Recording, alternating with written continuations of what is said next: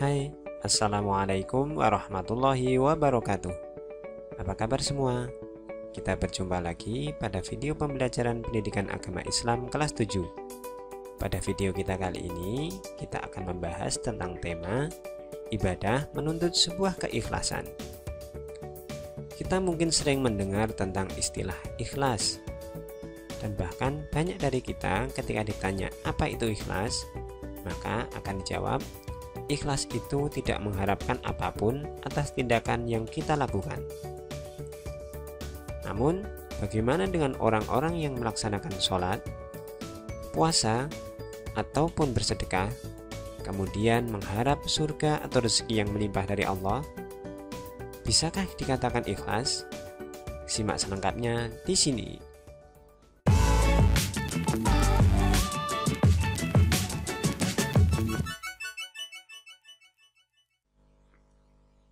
Ikhlas adalah kunci dari diterimanya sebuah amal ibadah. Misalkan saja sholat, puasa maupun zakat akan menjadi sia-sia jika tidak dilandasi dengan keikhlasan.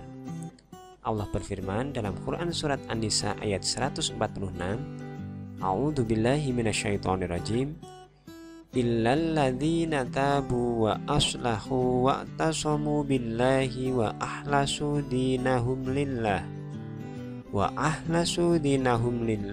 faulaika ma'al mu'minin wa sawfa yu'tillahul mu'minina ajran 'azima.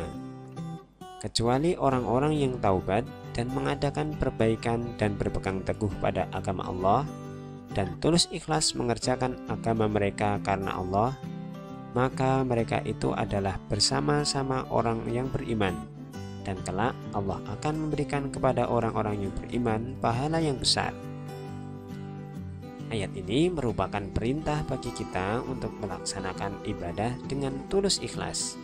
Yang menjadi pertanyaan adalah, apa sih ikhlas itu?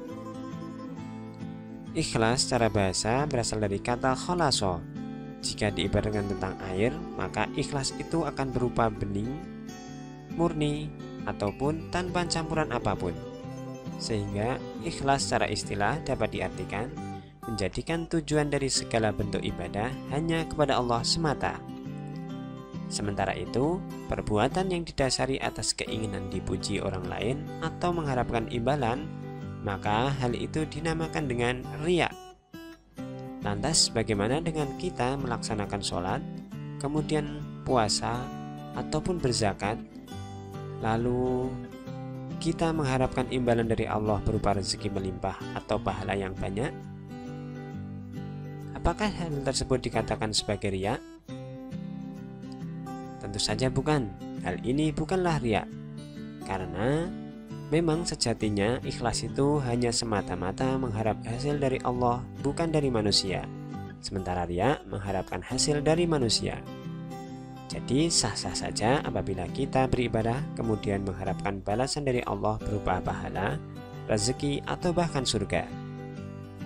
Nah teman-teman semua, berikut ini ada tips agar kita dapat selalu ikhlas dalam segala perbuatan, entah itu ibadah atau perbuatan baik lainnya.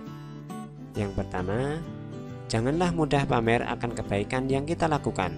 Misalkan saja kita update status kita sudah bersedekah. Kemudian, beribadah sebaik mungkin meski dalam keadaan sendiri. Selanjutnya, jangan pernah membeda-bedakan amalan kecil ataupun besar, sedekah sedikit ataupun banyak, lakukanlah dengan penuh keikhlasan. Yang selanjutnya, jangan pernah ungkit-ungkit kebaikan kita kepada orang lain. Selain dapat membuat mereka sakit hati, tentu juga akan menghilangkan pahala kebaikan kita. Yang kelima, cepat-cepatlah beristighfar ketika terbersit ingin dipuji oleh orang lain atas kebaikan atau ibadah yang kita lakukan.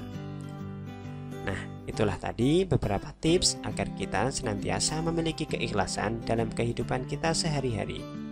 Semoga video kita kali ini memberikan manfaat untuk kita semua. Sampai jumpa pada video berikutnya. Wassalamualaikum warahmatullahi wabarakatuh.